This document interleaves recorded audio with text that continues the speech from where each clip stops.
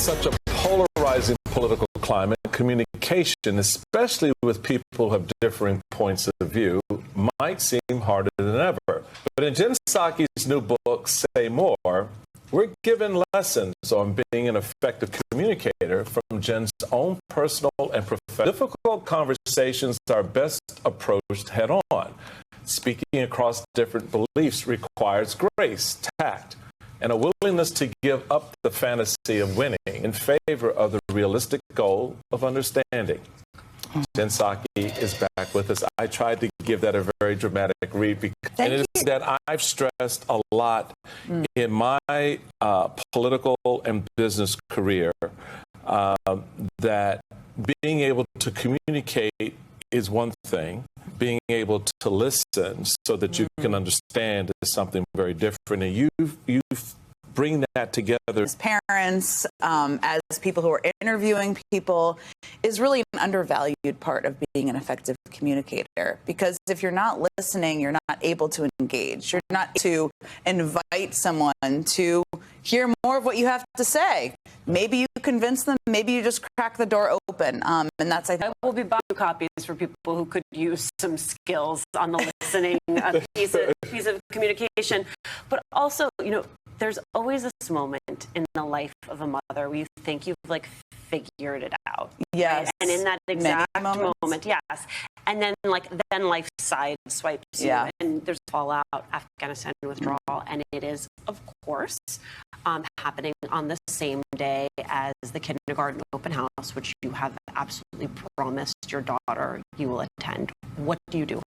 It was one of the days. It was the worst day. I don't know if you felt. I mean, we were on a plane. I was there. Whenever you lose men and women serving your country, it is the worst day, and you could feel that in the room and in the building. It was also my kindergarten open house, as you mentioned. And this is the thing that's such a tricky, balance is not the right word, I almost hate that word, thing, as trying to figure out how to be present. And that's another thing that's such a key part of communicating. So I spent the morning in the Situation Room. We're talking about how we would respond, what people would do. I knew I had to do a briefing letter that day. And I literally didn't tell anyone I was leaving. Not because I was trying to was happening, but I snuck out, and when I got to my daughter's open house, I wanted to be present for her. It was a terrible day. We were incredibly emotional. I didn't need to put that on her shoulders. And I spent about an hour at her kindergarten. Actually, her teacher said to me, "How are you here?" But I made it back just in time to be there to help prep the president for the remarks. I couldn't prep for my own briefing, but it's just a moment me kind of exemplifies this tricky balance, again, not the right word, but the thing that so many parents in so many aspects of their lives. But can I take that to another level? Is that what you did something that a mom would have to do or does versus a dad in that position?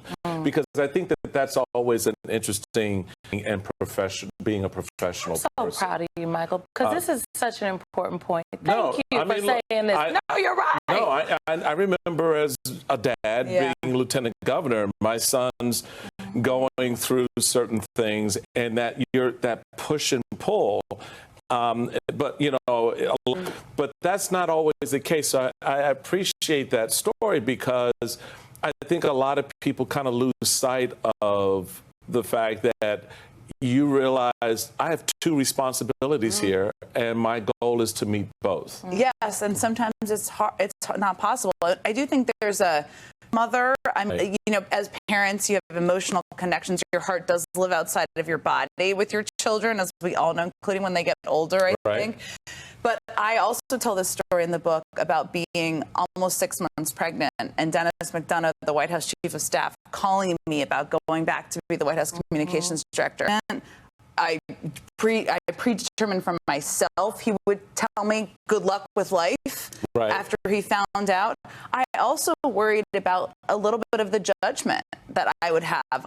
And I think this is something that mothers and women deal with in a different way, because of course they're carrying the baby for going back, and being the White House communications director in that moment. It really took Bill Burton, who we all know, telling me, this is part of your daughter's story, too, which is true. And I think we all experience this. Like, part of her story is that I was the White House communications director, and she president. She's met 2 presidents.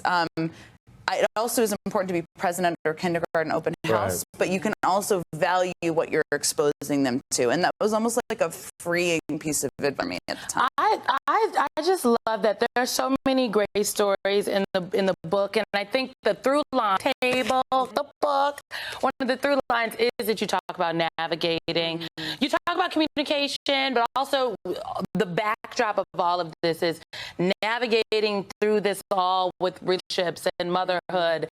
And in terms of communicating, there's a story that you told when we did Morning Mika, work at the White House, and President Biden, and you thought that this would be a great moment to talk to her about patriotism. And, you know, the children will humble you, honey. Oh, my God. They will humble you. They will. You know? I mean, it's like... My stepson, he's like, well, I don't think that's good. You know, your stepson is about the same age. I had spoken with the president and the White House, or the incoming White House, about coming back and serving this job that had long been my dream job.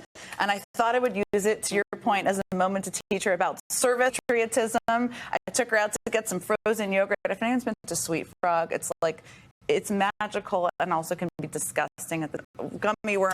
Anyway, yes, it's so good. I kind of want it now, but she had one of those. And I basically said to her, you know that nice man, Joe Biden, who won the election? He asked me to come help him, which is a really weird thing to say about an incoming president. You were part of helping him win. That means I'll be away from you a bit, and that means sacrifice for you, and you're sacrificing for the country. Does that make sense? And she was like, nope. Like, okay. And it really really took her coming to the White House, experiencing the turkey pardoning. Her favorite takeaway, of course, was that she loved Sprite, not that she'd met the president. Also that he made great cookies, obviously. But it took that experience to really show her that she liked my job. And experience how you make people feel, as we all know, is such a big part of communicating. It's a huge part. It makes a difference. Mother's Day for communication, it reminded me of something my mother told me when I was 14. She said, boy, you just need to shut up and listen. Yeah. And that is the heart. That's the title of your book. That's going to be coming out. Trust me, yeah. I love this. I didn't shut up too much. Now it's called Say More, not shut up, but say more. Today, lessons from the work